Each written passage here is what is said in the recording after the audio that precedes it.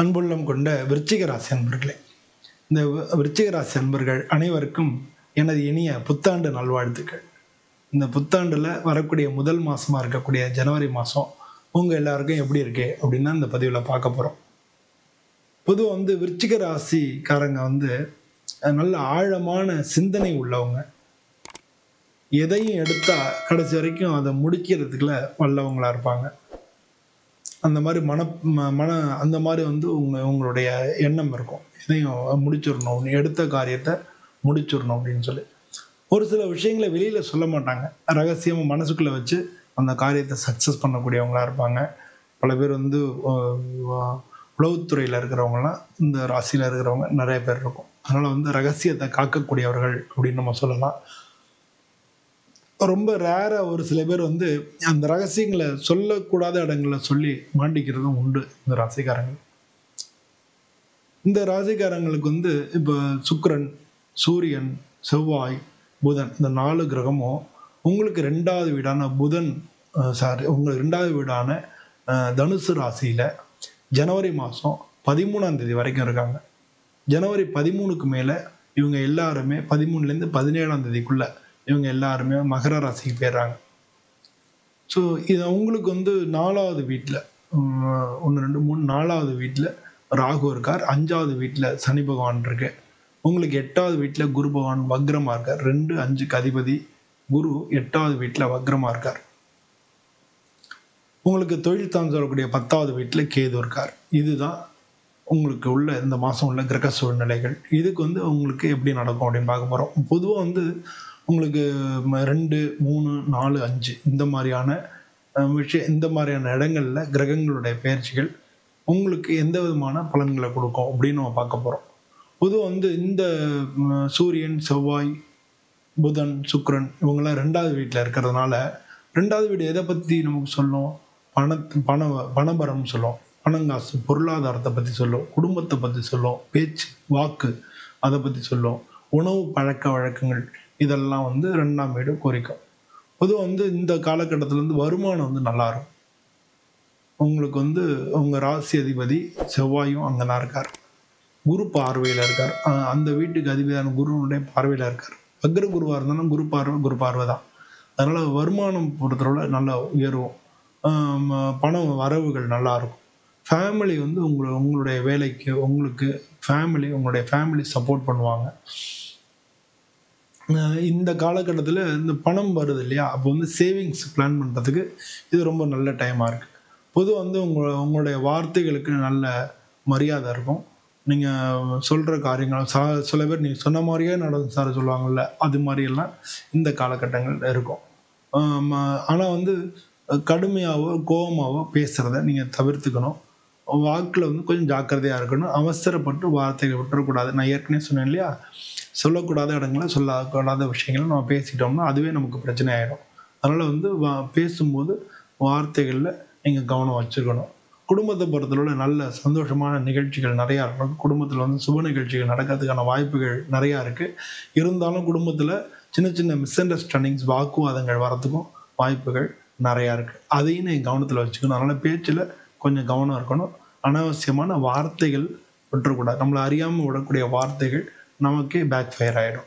குரு பகவான் 8வது வீட்டில் வக்ரமாக இருக்கார். இந்த 2வது ஸ்தானத்துக்கு அதிபதியாக இருக்கார் இல்லையா, அவர் 8வது வீட்டில் வக்ரமாக இருக்கிறதுனால பழைய பாக்கிகள் இருந்தால் அதெல்லாம் வசூலாகும். பணம் வரவுள்ள ஏற்கனவே இந்த கர்ம பலன் அதெல்லாம் இருக்கும். அதனால திடீர் மாற்றங்கள் ஏற்படும், ரகசிய வருமானங்கள் ஏற்படும். ரிசர்ச்சு இந்த மாதிரியான வேலையில் இருக்கிறவங்க, ரிசர்ச் இன்வெஸ்டிகேஷன் அந்த மாதிரியான வேலையில் இருக்கிறவங்களுக்கு இது நல்ல காலமாக இருக்குது. உங்களுக்கு இந்த காலகட்டத்தில் வருமானம்னா இன்சூரன்ஸு, ஏற்கனவே இருக்கக்கூடிய பாரம்பரிய சொத்துக்கள் இதெல்லாம் கிடைக்கிறதுக்கும் வாய்ப்புகள் நிறையா இருக்குது. நல்ல பேஷண்ட் இந்த காலகட்டத்தில் நல்ல அமைதி, பொறுமை, நிதானம் அது ரொம்ப முக்கியம். அவசரப்படாமல் எல்லா காரியமும் பண்ணிட்டு வந்தீங்கனாலே உங்களுக்கு எல்லா விதத்துலேயும் நன்மையாகவே இருக்கும். 8வது வீட்டில் குரு பகவான் இருக்கார், 2வது வீட்டுக்கு அதிபதி. அதனால் நீ பேச்சில் கவனம் செலுத்தணும். அதனால் எதுலேயுமே பொறுமை, நிதானம் அதை கடைப்பிடிக்கணும். இவர் தான் 5வது வீட்டுக்கும் அதிபதின்றதுனால உங்களுக்கு அந்த குரு வக்ரமாக இருக்கார். அப்படின்றதுனால உங்களுக்கு எப்பவும் வரக்கூடிய யோசனைகள் கொஞ்சம் தாமதமாக தான் வரும். அதனால் நீங்கள் எதையுமே கொஞ்சம் நிதானமாக யோசித்து பண்ணீங்கன்னா நல்லாயிருக்கும். 5வது வீட்டில் வந்து சனி பகவான் இருக்கிறது குழந்தைங்கள பற்றி கொடுக்கும். குழந்தைங்கள் விஷயத்தில் உங்களுடைய பொறுப்பு அதிகரிக்கும். அது மூலமாக செலவினங்களும் அதிகரிக்க வாய்ப்புகள் நிறையா இருக்குது. அதனால் வந்து குழந்தைங்க மேலே கொஞ்சம் கவனம் வச்சுக்கோங்க. ரொம்ப நாள் லாங் டேர்மாக நீங்கள் சேர்க்கறதுக்கு இப்போ வந்து வீடு வாங்கணும், கார் வாங்கணும், அதனால நான் சேவிங்ஸ் பண்ணி வாங்க போகிறேன், இல்லாட்டினா வந்து ஒரு பாலிசி போடுறோம் 10 வருஷத்துக்கு, இல்லை மியூச்சுவல் ஃபண்ட்ஸில் போடுறோம் 5 வருஷம் 10 வருஷம் இல்லை 15 வருஷம் அப்படின்னு சொல்லி, இது மாதிரி லாங் டேர்ம் இன்வெஸ்ட்மெண்ட்டுக்கு இந்த காலம் ரொம்ப ரொம்ப நல்லா இருக்குது. ராகுபவன் உங்களுக்கு 4வது வீட்டில் இருக்காரு. அதனால வந்து வீடு நிலம் இதெல்லாம் வாங்குறதுக்கோ இல்லை விற்கிறதுக்கோ இல்லை இடம் மாறுறதுக்கோ அந்த மாதிரியெல்லாம் வாய்ப்புகள் நிறையா இருக்குது. பொதுவாக வந்து உள்ளே வந்து ஒரு ஒரு ரெஸ்ட்லெஸ்ஸாக இருக்க மாதிரி இருக்கும். உள்ளுக்குள்ள வந்து எல்லாம் பரபரன்னு இருக்கும். நம்ம நினச்ச மாதிரி நடக்கலையே, அங்கே போகணும் இங்கே வரணும் அப்படின்னு சொல்லி ஒரு ரெஸ்ட்லெஸ்ஸாக நம்ம மனசு இருக்கிறது வாய்ப்புகள் அதிகமாக இருக்குது. கேது வந்து உங்களுக்கு தொழில் ஸ்தானத்தில் இருக்கிறதுனால வேலையில் வந்து உங்களுக்கு ஒரு சலிப்பு தட்டும். வேலையில் வந்து ஒரு திருப்தியே இல்லாத கண்டிஷன்ஸ் இருக்கும். நீங்கள் ஒன்று நினைக்க அவங்க வேற வேலையில் வந்து உங்களுக்கு இடைஞ்சல் கொடுக்குறாங்க, இல்லை உங்களுக்கு வந்து வேலையில் நீங்கள் வேலை பார்க்குற ரெகக்னிஷன் இல்லை வேலை பார்க்குறதுக்கே பிடிக்காத ஒரு சூழ்நிலைகள் இதெல்லாம் இருக்கும். உங்களுக்கு அங்கீகாரம் வந்து கிடைக்கிறதுக்கே லேட் ஆகும். நீங்கள் இன்றைக்கி செஞ்ச வேலைக்கு வந்து அவங்க பார்த்துட்டு போயிடுவாங்க. அதனால் வந்து இப்போ இல்லை, அதுக்கப்புறம் வந்து ஒரு காலத்தில் அவங்க சூப்பராக பண்ணாங்க, அன்றைக்கி நல்லா பண்ணியிருந்தாங்கன்னு சொல்லுவாங்க. பட் இன்றைக்கி அவங்க சொல்லலை இல்லையா, அது வந்து நமக்கே வந்து ஒரு வருத்தமாக இருக்கும். அங்கீகாரம் கிடைக்கிறதுக்கு தாமதமாகும். இதெல்லாம் வந்து இந்த கிரகங்கள் எல்லாமே வந்து உங்களுக்கு 3வது வீட்டுக்கு பயிற்சி ஆயிரும். ஜனவரி 13ஆம் தேதிக்கு மேலே 17ஆம் தேதிக்குள்ள 3வது வீட்டுக்கு போகிறதுனால 3வது வீடுன்றது வந்து தைரிய வீரியஸ்தானம்னு சொல்லுவோம். தைரியம், துணிச்சல் இதெல்லாம் குறிக்கக்கூடிய இடம். உங்களுடைய முயற்சிகளை குறிக்கக்கூடிய இடம், வெற்றிகளை குறிக்கக்கூடிய இடம், கம்யூனிகேஷன்ஸ் அந்த மற்றவங்களோட தொடர்புகளை வந்து நம்ம குறிக்கக்கூடிய இடம், நம்ம நெட்வொர்க்கு இதெல்லாமும் குறிக்கக்கூடிய இடமும் அதான். ஸோ இந்த 3வது இடத்துல இந்த கிரகங்கள் சூரியன், செவ்வாய், புதன், சுக்கிரன் இதெல்லாம் வந்து அங்கே இருக்கிறதுனால என்னென்னா நியூ ப்ராஜெக்ட், புது ப்ராஜெக்ட்ஸ் வந்து உங்களுக்கு கிடைக்கிறதுக்கு வாய்ப்புகள் நிறையா இருக்குது. இன்டர்வியூ இல்லை வந்து ப்ரெசன்டேஷன் பண்ணுறீங்க ஆஃபீஸில், அதெல்லாம் வந்து சக்ஸஸ் ஆகும். மார்க்கெட்டிங், சேல்ஸு, மீடியா இந்த மாதிரியான ஒர்க்கில் இருக்கிறவங்களுக்கெல்லாம் நல்ல காலமாக இருக்கும்.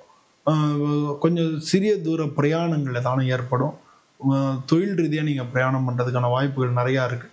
உங்களுடைய உடன் பிறந்தவர்களுடைய சப்போர்ட் வந்து நல்லா கிடைக்கும் இந்த காலகட்டத்தில். பொதுவாக வந்து உங்களுக்கு ஷோல்டர் பெயின், கை வலி, இந்த தோள்பட்ட வலி இதெல்லாம் வரதுக்கான வாய்ப்புகள் நிறையா இருக்குது. பொதுவாக வந்து ட்ரைவ் பண்ணும்போது ரேஷ் ட்ரைவ் பண்ணாமல், ட்ரைவ் பண்ணும்போது அஜாக்கிரதையாக ஓட்டாமல், அதிவேகமாக ஓட்டாமல் கவனமாக ஓட்டணும். இதெல்லாம் வந்து இந்த காலகட்டத்தில் நீங்கள் முக்கியமாக கவனிக்க வேண்டியதாக இருக்குது. பொதுவாக வந்து விருச்சிக ராசிக்காரங்களுக்கு உங்களுடைய எஃபர்ட்டுக்கு தகுந்த அளவு சக்ஸஸ் கிடைக்கக்கூடிய மாதமாக இருக்குது. உங்களுடைய உழைப்புக்கான பலன் நிச்சயமாக கிடைச்சே தீரும். இப்போ வந்து இந்த காலகட்டத்தில் ஃபினான்ஷியலாக வந்து நல்ல இம்ப்ரூவ்மெண்ட் இருக்கும். உங்களுடைய தொடர்புகள், தைரியம் இதெல்லாம் வந்து கொஞ்சம் மேம்படும். முன்னால் இருந்ததை காட்டிலும் கொஞ்சம் நல்லா மேம்படும். நெகட்டிவ் பார்த்தோம்னா கவனமாக இருக்க வேண்டிய விஷயங்கள், கேரியரில் டிசாட்டிஸ்ஃபேக்ஷன் ஏற்படும், எமோஷனில் கொஞ்சம் ரெஸ்ட்லெஸ்ஸாக இருப்பீங்க, இன்னர் ஸ்ட்ரென்த் வந்து கொஞ்சம் குறையும். அதனால் அடி மனசில் ஒரு பயம் இருக்கும், ஒரு டிசாட்டிஸ்ஃபேக்ஷன் இருக்கும், மனசு கவலையாக இருக்கும். இதை வந்து நீங்கள் புரிஞ்சுக்கணும். இந்த மாதத்தில் இருக்கிறதுக்கு வாய்ப்புகள் நிறையா இருக்குது. இந்த மாதத்தில் வந்து ஒரு வாரத்துக்கும் எப்படி இருக்குன்னு பார்க்க போகிறோம். முதல்ல ஜனவரி 1ஆம் தேதியிலேருந்து 7ஆம் தேதி வரைக்கும் பண வரவு இருக்கும், குடும்பத்தில் நல்ல சந்தோஷங்கள் நிலைக்கும். 2வது வாரம் ஜனவரி மாதம் 8ஆம் தேதியிலேருந்து 14ஆம் தேதி வரைக்கும் மென்டல் ப்ரெஷர் இருக்கும், நிறையா செலவினங்கள் ஏற்படும்.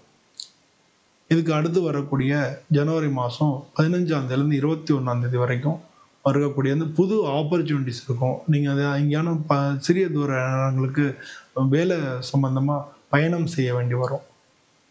கடைசியாக வரக்கூடிய இந்த கடைசி வாரம் டிசம்பர் மாதம் 22ஆம் தேதியிலேருந்து 31ஆம் தேதி வரைக்கும் இருக்கக்கூடிய இதில் வெற்றி கிடைக்கும். எல்லாத்துலேயும் வெற்றி கிடைக்கும். உங்களுடைய வந்து கான்ஃபிடென்ஸ் லெவல் வந்து நல்லா பூஸ்ட் ஆகும்.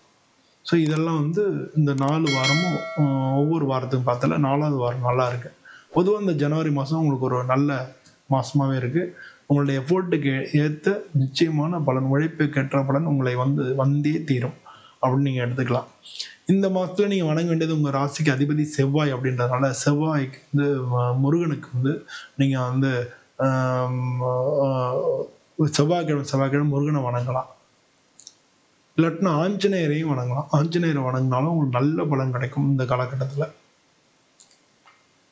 இல்லை ஓம் அங்காரகாய நமஹ, ஓம் சிவசுப்பிரமணியாய நமஹ அப்படின்னு இது ரெண்டில் எது வேணாலும் நீங்கள் சொல்லலாம். டெய்லி வந்து 21 தரம் சொல்கிறது நல்ல பலனை கொண்டு வந்து கொடுக்கும். சனிக்கிழமை அன்னைக்கு 5வது வீட்டில் சனி பகவான் இருக்காங்க. சனிக்கிழமை அன்னைக்கு சனி பகவானுக்கு நல்லெண்ணெய் தீபம் போடுறது நல்லது. வியாழக்கிழமை அன்னைக்கு குரு வக்ரமாக இருக்கார், 8வது வீட்டில் இருக்கார். அதனால் குருவை பலப்படுத்திக்கிறதுக்காக வியாழக்கிழமை அன்னைக்கு குரு பகவானை குரு தட்சிணாமூர்த்தியை வணங்கிக்கலாம். இல்லாட்டினா சாய்பாபா கோயிலுக்கு வணங்கிக்கலாம். இல்லாட்டி நவகிரகங்களுக்கு சுற்றி நவகிரகங்களில் இருக்கிற குரு பகவானுக்கு விளக்கு போட்டு நீங்கள் வணங்கிக்கலாம்.